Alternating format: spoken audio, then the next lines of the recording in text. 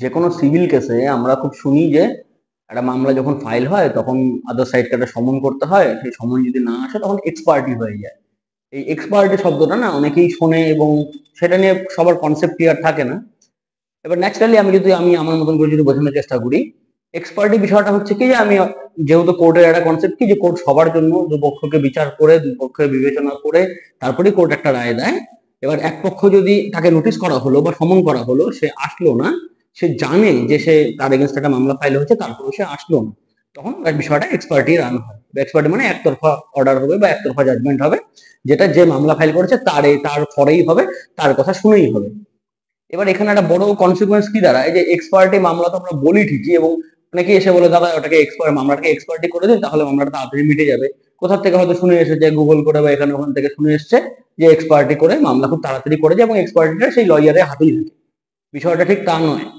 এবার ন্যাচারালি অনেক প্র্যাকটিস এরকম দেখা যায় যে এদিক ওদিক করে কোনো রকম ইন্ট্রিকেসিস খাটিয়ে, কোনো রকম 2 নম্বরই কাজ খাটিয়ে হয়তো মামলাটাকে এক্সপার্টি করেও দেওয়া গেল, এক্সপার্টি হয়ে গেল, আদার সাইড কোর্টে আসলো না বা সে রিসিভ করলো কিন্তু আসলো না, বা অন্য কোনো লয়ার দিয়ে তাকে অ্যাপয়েন্ট করে তাকে হাজির করিয়ে মানে অ্যাপিয়ার করিয়ে তারপর সে মামলা থেকে বেরিয়ে গেলো এবং মামলাটা এক্সপার্টি রান হলো। তার মানেই কিন্তু এটা না যে আপনি মামলাটা জিতে গেছেন। কেন?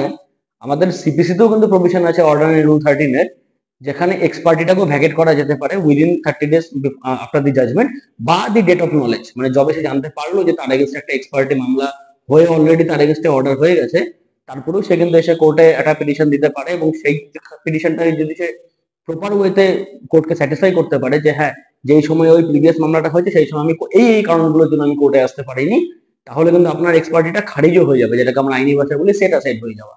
তো এক্সপার্টি মামলা মানেই এরকম নয় যে আমি এক্সপার্টি অর্ডার পেয়ে গেলাম বা একতরফা অর্ডার পেয়ে গেলাম মানে এই মামলা জিতে গেলাম, আর কোনো রাস্তা নেই, তা কিন্তু নয়। এক্সপার্টি হওয়ার পরেও কিন্তু আদার সাইডের কাছে অধিকার থাকে যে সেই যেন সে মামলায় এসে অর্ডিনারি রুল 13 পিটিশন দিয়ে সেইটাকে ভ্যাকেটও করাতে পারে। গেল।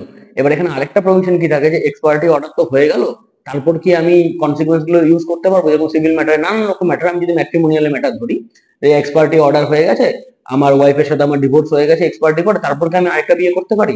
হিসাব মতন করা উচিত না। ইনিশিয়ালি প্রথম 30 days তো কোনোভাবেই করা উচিত না, এবং তারপরেও সেই আদার সাইডকে জানিয়ে বুঝিয়ে তারপরেই আরেকটা বিয়ে করা উচিত, তাহলে কোনো কনসিকুয়েন্স দাঁড়াবে না।